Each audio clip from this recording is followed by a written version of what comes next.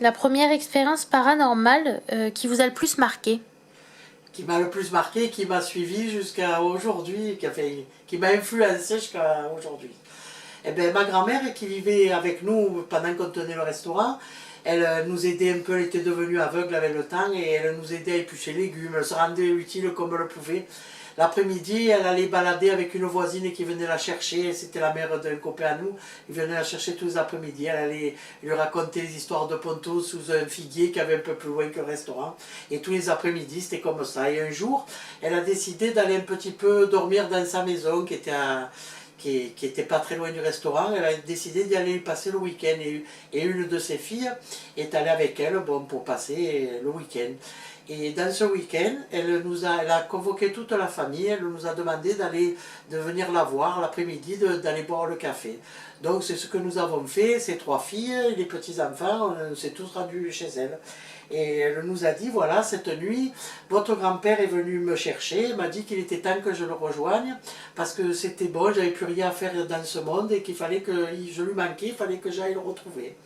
Et donc, ne vous faites n'ayez pas de peine, ne pleurez pas, moi je suis contente, j'ai vécu ce que je voulais vivre, et puis je sais que vous êtes tous bien, donc je suis ravie, c'est mon choix. Mais seulement, j'aimerais bien mourir dans ma maison et dans mon lit. Donc, on était tous choqués par cette histoire, nous, qu'on était, enfin, même les petits-enfants, enfin, j'étais adulte déjà, mais très très choqués par ces paroles. Bref, on a promis, du moins ses filles lui ont promis qu'elle réaliserait son vœu. Et le lendemain, ma grand-mère dormait, puis elle a eu d'un coup, elle s'éteignait doucement, doucement, on a compris que c'était ces dernières heures. Et mon oncle et ma tante ont eu peur de la laisser s'éteindre comme ça. Et vous savez, histoire de la sauver, l'instinct de survie, ils ont appelé les pompiers, et les pompiers l'ont emmenée directement à l'hôpital, et elle ne le voulait pas, la pauvre, donc elle est arrivée dans cette chambre d'hôpital. On a tout suivi, on était dans la chambre, et elle s'éteignait doucement, doucement, et on regrettait quand même de l'avoir menée là, mais bref, c'était pas le choix de tout le monde, mais on a eu un instinct de survie. Et donc, d'un coup, elle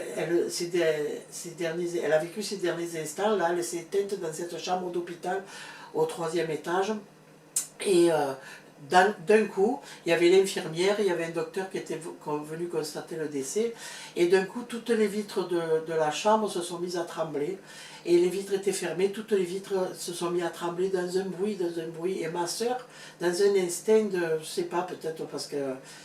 Elle avait pressenti, ressenti? Un pressentiment, elle s'est jetée sur la fenêtre, elle l'a ouvert, et là, un grand courant d'air, comme quelque chose qui filait.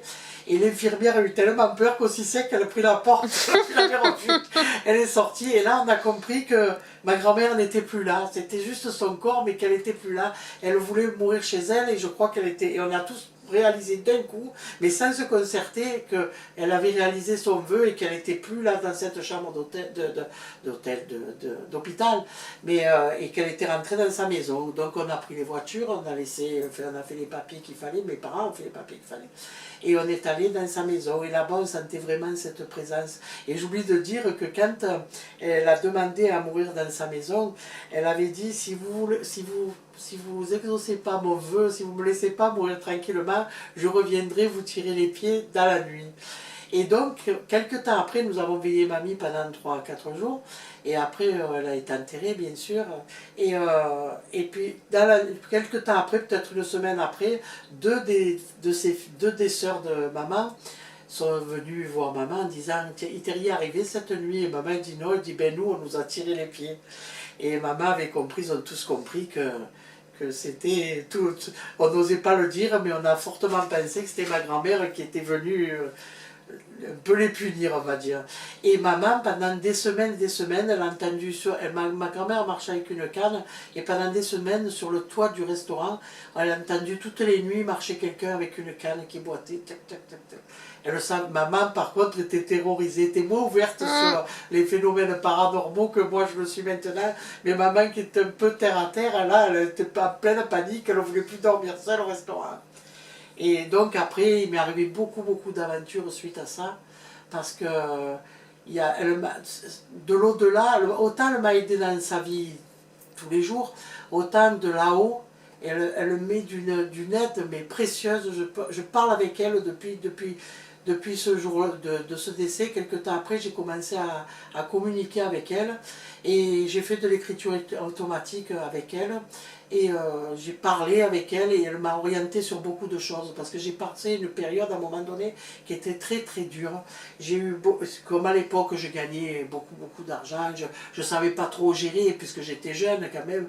Et puis mes parents avaient pris une autre affaire, je m'étais retrouvée toute seule là. Et je savais, il fallait gérer tout le personnel, il y avait beaucoup de personnes, beaucoup de monde, beaucoup de clients. J'ai eu un gros redressement fiscal et là, j'ai eu affaire à une grosse escroquerie de l'avocat qui s'occupait de mon affaire. Donc on est venu me mettre les scellés au restaurant après 4 ans ou 5 ans que j'avais passé là-bas dans le commerce. Et du coup on m'a tout saisi, j'avais une maison, une voiture, on m'a tout saisi.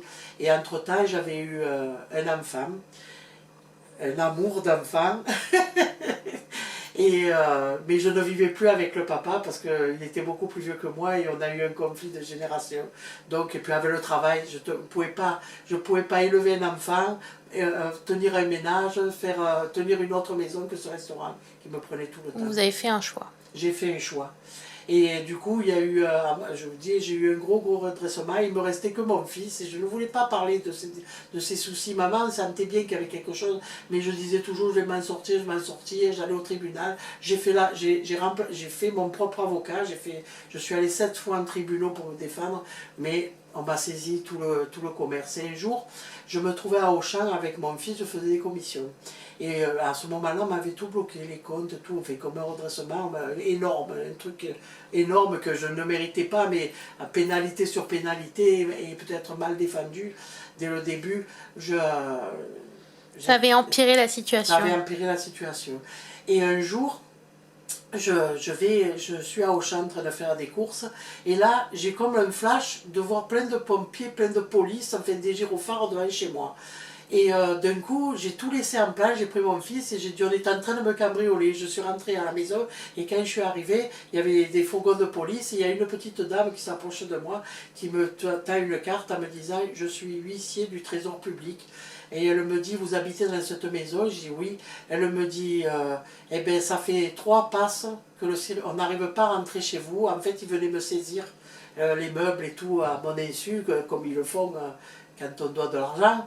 Et elle m'a dit, il y a 3 passes qui se sont cassées, on n'a pas pu rentrer dans votre maison. Et moi je lui dis, mais c'est bizarre parce que la porte de ma véranda est cassée depuis des années et je ne l'ai jamais réparée. Donc vous pouvez rentrer sans clé, c'est toujours ouvert. Et la dame a dit, mais ça va pas, on n'est pas arrivé du tout. Et donc elle a fait partir tous les policiers et moi elle m'a demandé de rentrer avec elle dans le commerce, dans la maison, pardon.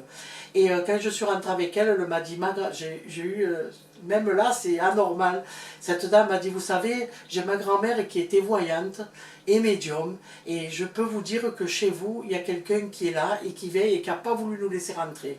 Alors moi je vous promets que moi-même je ne vous saisirai rien du tout. Si quelqu'un veut vous prendre un meuble ou quelque chose, ben ça ne sera pas moi. Et elle m'a dit, mais n'importe comment, vous êtes très très aidé, je suis sûre que vous sortirez de la chose. Et c'est ce qui s'est fait. Parce que quand je me suis retrouvée sans rien, je suis allée, enfin j'avais un courrier d'expulsion avec un nom dessus et je me suis renseignée et j'ai pris mon fils et je suis allée voir cet homme, je suis allée chez lui. Puisque je n'avais plus rien, mon fils, et puis une valise à la main, je suis allée à Marseille, où je suis allée trouver cette personne qui avait signé mon expulsion.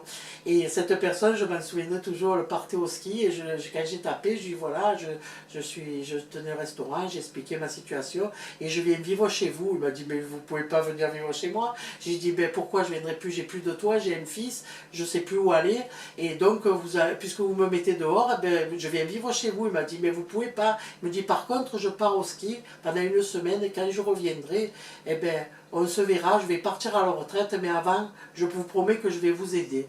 Et c'est ce qu'il a fait, après beaucoup d'histoires surnaturelles sur le coup, que je ne peux pas trop raconter, parce que il y a des choses qui sont un peu secrètes, et dans la justice, et que je ne peux pas raconter.